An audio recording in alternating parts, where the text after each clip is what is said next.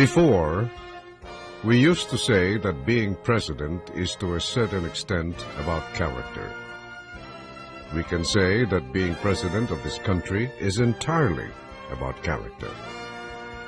Government is choosing. Government is prioritizing.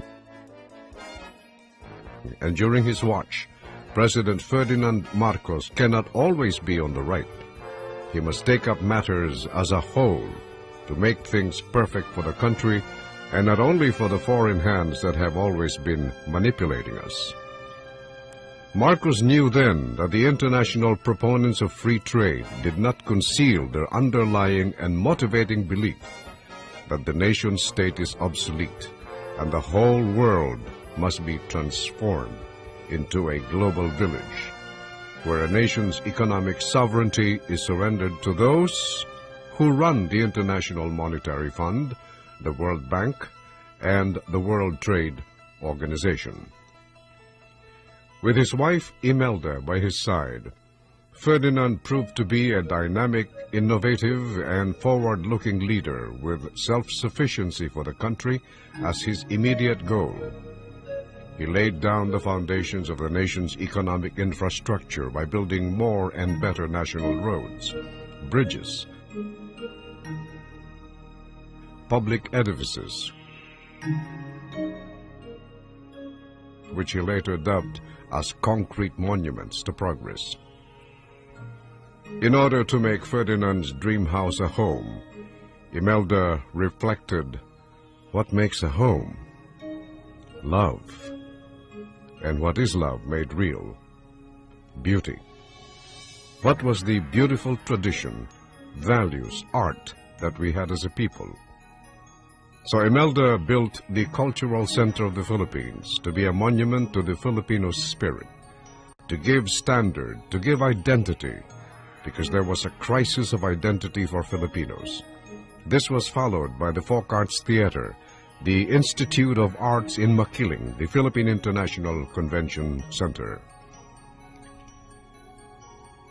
As time passed, they forgot how Marcos tried to control the prices of oil and other commodities and struggled to put up industrial projects that could have given more jobs and lifted the nation's economy.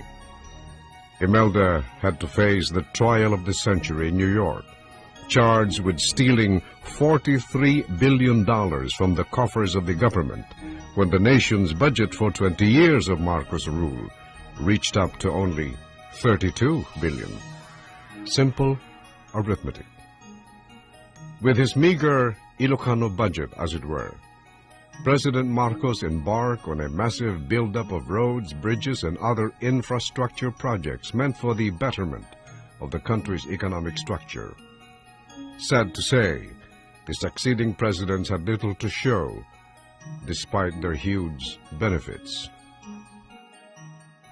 A summary of government expenditures from 1966 to 1997. Number 1. President Ferdinand Edralin Marcos, 1965 to 1986, 20 years, $486,273 million. Number 2. President Corazon Aquino, 1986 to 1991, 6 years, $1,077,895 million. Number 3. President Fidel Ramos, 1992 to 1997, 6 years, $2,237,907 million, from the National Statistics Office.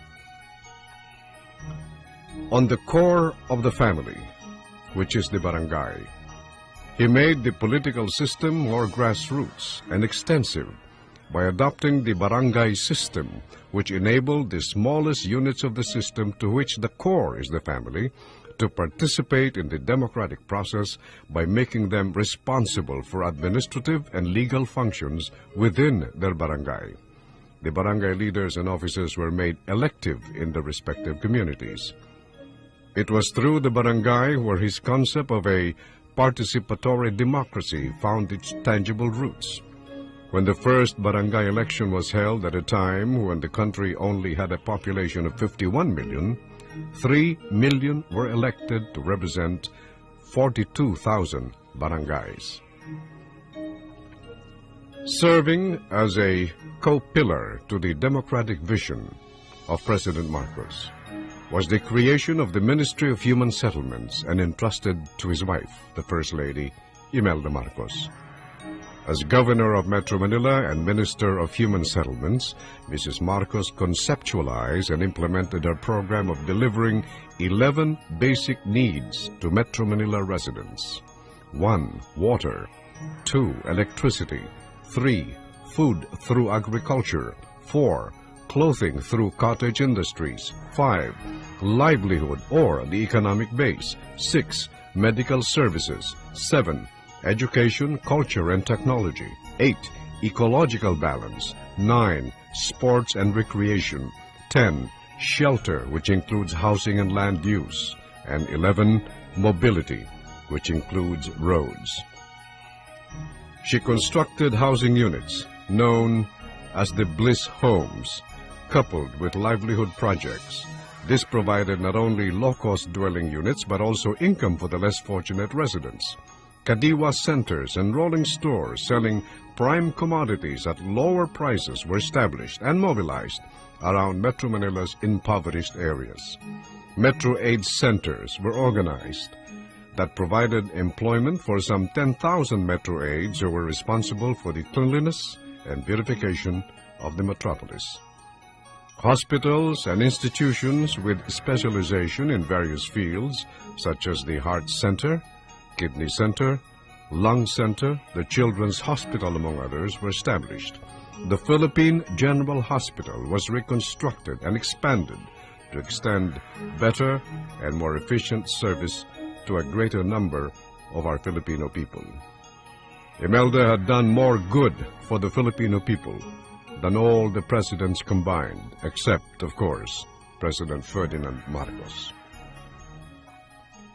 On the matter of sovereignty, the RP-U.S. Military Bases Agreement was signed on March 14, 1947. It provided the United States with 99 years lease to more than 20 base sites, covering some 250,000 hectares in 13 provinces. In 1959, the base's area was reduced to 117,075 hectares. President Ferdinand Marcos refused to compromise the nation's sovereignty and territorial integrity in the negotiations for the Military Bases Agreement. Thus, the Serrano-Bolin Memorandum of Lease Agreement from 99 years to 25 years. In 1976, President Marcos further reduced the base's area to 71,000 hectares. President Marcos reduced the lease agreement from 25 years to 5 years and 250,000 hectares to 10,000 hectares coverage. It also reaffirmed Philippine sovereignty over the bases, and President Marcos called it, fittingly, the final liberation of the Philippines. Following the 1983 Military Bases Agreement review, President Ronald Reagan pledged his best efforts to increase security assistance to the Philippines to $900 million for the period 1984 to 1986, $125 million to military assistance grants, $300 million in foreign military sales credits, and $475 million in economic support funds. And now the question arises: who killed Senator Benigno Aquino? This is the question that remains unanswered to this day. Here are the facts. It was Madam Imelda Marcos who facilitated his departure for the United States for that heart operation that he so badly needed. It was Mrs. Marcos who arranged everything so that his flight via Philippine Airlines to the United States was on schedule.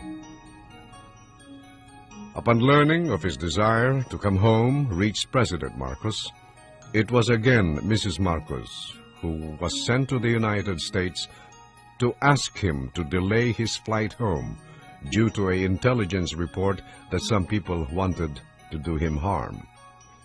It was Mrs. Marcos who frequently had dialogue with Senator Aquino then during Mrs. Marcos's frequent trips to the United States on official basis. But all these were naught. He was being given the wrong information. The biggest lie of all was that President Marcos was dying. All the admonitions for him to delay his trip fell on deaf ears. He insisted on coming home after being fed the erroneous information that Marcos was dying. The rest, as you know, is history. A tragic mistake in judgment on his part. A tragic error that cost him his life. Who killed Ninoy? Let it be enough when we say maybe. Whoever did him in still walks amongst us. On the question, was Marcos a dictator? The answer, no. Marcos was a great Democrat. A dictator never calls for an election. 16 elections. One in November 9 of 1965. Two, November 14 of 1967. Three, November 11 of 1969.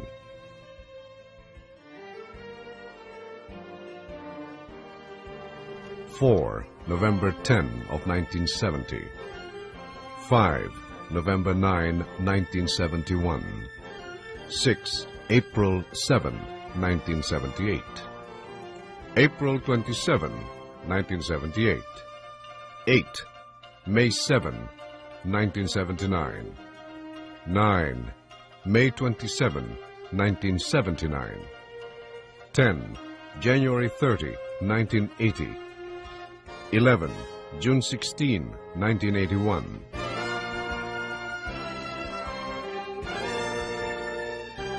12, May 17, 1982. 13, June 17, 1982. 14, May 14, 1984. 15, February 7 of 1986.